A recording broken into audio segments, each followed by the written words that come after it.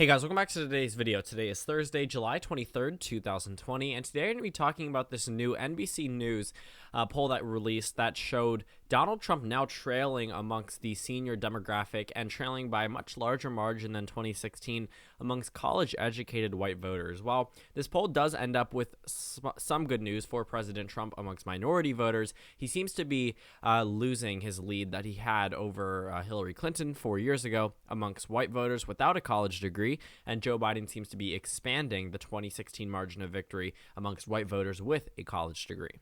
On top of that, senior voters have since flipped from supporting Donald Trump by a 15-point margin down to supporting Joe Biden by a 5-point margin, which puts a number of other states way more competitive than in the past. This likely could be a result of Donald Trump trying to attack Joe Biden for his mental capabilities, but the left wing seems to be doing the same thing for Donald Trump. So I won't say that's an exact idea as to why I think that Trump's numbers could be dropping, but there's a whole number of factors that have been going into what we're seeing.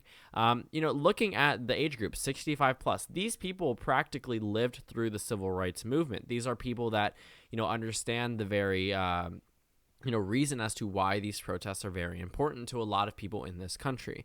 When we talk about people who are my age, and there are people who are within the 18 to 29-year-old demographic, they may not necessarily understand the whole, idea behind the civil rights movement. Thinking about how long ago, the pictures we saw then were black and white.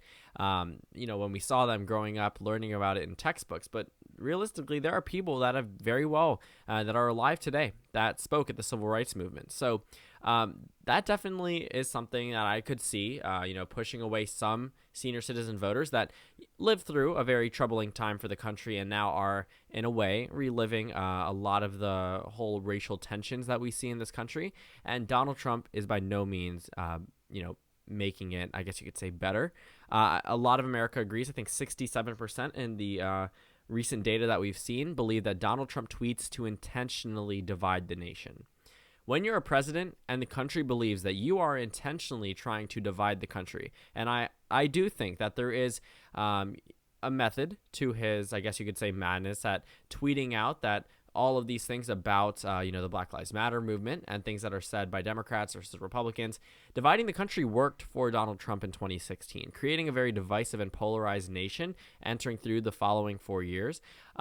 Really benefited his campaign in 2016. It was an us versus them movement. It was a silent majority versus the rest movement that Donald Trump really did very well. Him attacking countless renowned scientists and renowned officials, I don't think it's a political statement for me to say that he is making this election him versus literally everybody else. Whether it's Mitt Romney or it's a Democrat, Donald Trump is starting to make almost everyone his enemy, including a lot of the American people. When Hillary Clinton referred to around half of Trump supporters being a part of the basket of deplorables, I wouldn't necessarily say that's something that was a main reason as to why she lost. I think the country was already extremely divided, and I think a lot of her other faults were the reason why she lost, not a comment like that. But the Trump party obviously uses that. They still use it in their merchandise. They still use it to refer to their own supporters, the word deplorable, because it was used by Hillary Clinton. And then Joe Biden came out with a comment saying around 15% of Trump supporters are Americans that are not good people. When you group yourself within a 15% of Trump supporters, that says more about you than it does about the person who said that comment, because you could very well be in the remaining 85%. But for you to go ahead and place yourself, you could very well place yourself within the half of the Trump supporters said, Hillary called me deplorable. Okay. But if you're placing yourself within a very small subsection that Joe Biden was referring to, I know I'm getting off on a tangent here, but I will say that it definitely could say a little bit more about you than it does about Joe Biden. So when we're talking about a divisive nation, we probably won't see a landslide, not just because of Donald Trump, but just because of the fact that America has just gone so far to the left or right, depending on which political party you're in, that we probably will not see a landslide for any election, even Joe Biden. Even if Joe Biden runs up the numbers, we saw the map, 15 points barely puts him over 350. A 15-point swing from 2016 barely puts him over 350. A 20-point swing will put him over 400. But we're looking at all of the numbers that we have right now. It wouldn't necessarily push him too far. But obviously the numbers have changed, which we're going to dive into in this video. So sorry for going on for really long talking about that. But when I say that worked in 2016, it was able to push away certain demographics from him, but also gain support amongst older voters, amongst white voters without a college degree. And in 2016, he had a pretty substantial lead over Hillary Clinton. This is a 24-point margin of victory in 2016. That definitely would have landed him a victory in a number of solid Republican states and also swing states, considering that he had very large margin. Not 24, sorry. 24. Yeah, I'm not counting wrong. 24-point margin of victory for Trump in 2016. It has since dialed down to an 18-point margin of victory. That's a 6-point loss. It's not the worst thing ever, but it doesn't get much better for Donald Trump.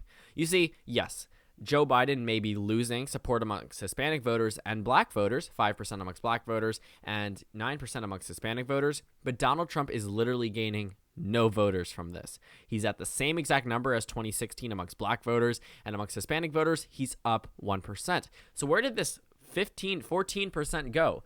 Well, they're either undecided, because these numbers are based off the actual election results. They don't have undecideds on this 2016 map, because there can't be undecideds if you're actually voting. The undecideds just don't vote unless they, there obviously are undecideds, but, obviously if they're saying did not vote as a response to the poll, then they would be included on this, but they wouldn't be included, obviously, when we count the votes. But if we're looking, Biden may be losing support amongst Hispanic voters and black voters, but it's very minimal. Okay, if we look at the groups that have shifted to Joe Biden, unfortunately for these minority groups, they have never really been a majority in any of these states. I think there's a couple of states in which minorities are the majority of the population. For the rest of them, this is pretty much a majority white country. Okay, I live in Maryland. I live in a county that is around 80% black. Outside of here, the entire state of Maryland is white, outside of Baltimore and my county. So, there are some states like that where the reason why the state is Democrat is because the minority voters typically land Democrats in office, and then the surrounding parts of the state, Illinois is a perfect example of that. You take out Chicago, it becomes a swing state. There's a number of states where, that's the reason why the Democrats consistently win there. But for the swing states, unfortunately for minority voters, they probably won't have as much of a voice as you might think. Yes, Joe Biden needs minority voters in order to win the election, but he's running up the numbers with them, maybe not as well as Hillary Clinton, because they're accounting for people who say, I will not vote or I'm undecided. Keep that in mind. These voters voted on election day, comparing it to 2016. But, Joe Biden losing 5% support amongst black voters, they could still very well be turning out in numbers larger than what we saw in 2016. We absolutely will see increased turnout from 2016. So yes, Biden could be not performing too well amongst black voters, but if we look at where they will make the difference, yes, they will probably, if Joe Biden was performing as well as Hillary Clinton amongst white voters, he would absolutely be losing this election if he lost any more minority support. But he's seeing key demographic groups expand a lead for him. For example, white voters with a college degree and senior citizen voters. Senior citizen voters are very important in a number of these states.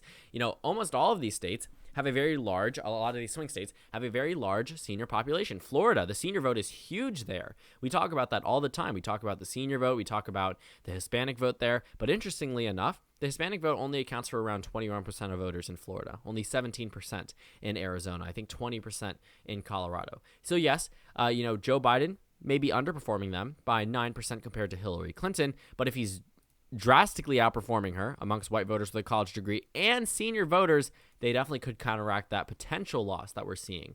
Donald Trump not gaining any voters does not mean that all of those, people who defected from the Clinton column that went into the undecided column aren't voting for Joe Biden, or, they're not voting for Donald Trump. Donald Trump has only gained 1% amongst Hispanic voters and 0 amongst black voters. So those remaining, 5% amongst black voters and 9% amongst Hispanic voters, they probably will end up coming back to the Democratic Party and will probably split in the same margin as they did in 2016. It is possible for Trump to outperform his margins amongst minority voters from 2016, but he still very well could lose the election because white voters make up the majority of the population. That's just a fact. They make up the majority of the electorate, and that is the group that typically both parties try to pander to. But white voters with a college degree will likely hand Joe Biden a victory. Senior citizens flipping from plus 15 for Trump to -5, ahead for Biden by 5%, that could very well rewrite what we see. Even if Trump is gaining 1% amongst Hispanic voters, he's losing 8% more amongst college-educated white voters and losing 20% of the senior citizen vote. Florida goes blue. Arizona goes blue. Colorado, New Mexico, Nevada, Virginia, Minnesota, Wisconsin, Michigan, Pennsylvania. And that's, New Hampshire, Maine. That's at a baseline. Okay, looking at these numbers, if these hold on election day, this is likely the map that you will see. And these 94 electoral votes can guarantee around half of them will end up going to Joe Biden. He would probably win North Carolina in this scenario. He would come very close in the other states. Okay, it is possible for him to possibly win in Iowa and Ohio if these are the numbers that hold on Election Day. Because yes, Joe Biden does need the minority vote, but he also needs the white vote, and it could very well counteract that 2 to 3% loss compared to 2016 that we're seeing. And I'm not trying to downplay a 9% loss amongst Hispanic voters, but you have to realize that these Hispanic voters that are being compared to in 2016, a lot of these margins that we are being comparing it to are people that actually voted. Whereas this poll does have the response, no comment or will not vote. And obviously, will not vote people won't get their votes counted on Election Day. So yes, Biden may be narrowly underperforming, but he's drastically outperforming amongst an age group that is significant, that has landed Democrats and Republicans in the presidency in the past.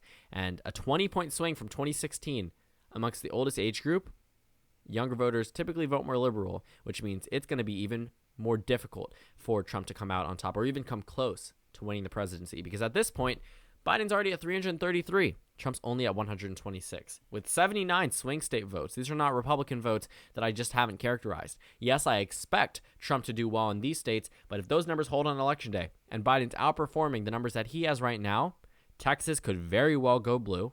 Ohio, Iowa could very well go blue. Georgia could very well go blue. And a lot of these other states will likely be locked down.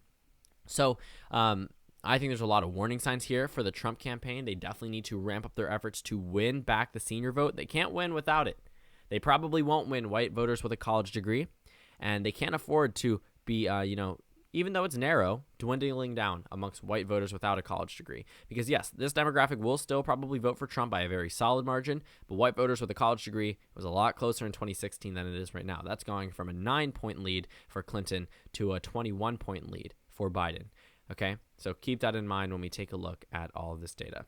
So thank you guys so much for watching this video. Make sure to comment down suggestions below. Subscribe on the left if you haven't already, and check out the Instagram and Twitter. The ads are on the bottom of the screen. There should be a video that you can go ahead and see if you want to watch. I don't know what it's going to be. It's random for whichever viewer is on. And then a playlist for my 2020 Senate election videos. That's pretty much it. Again, thank you guys for watching, and I will see you all tomorrow.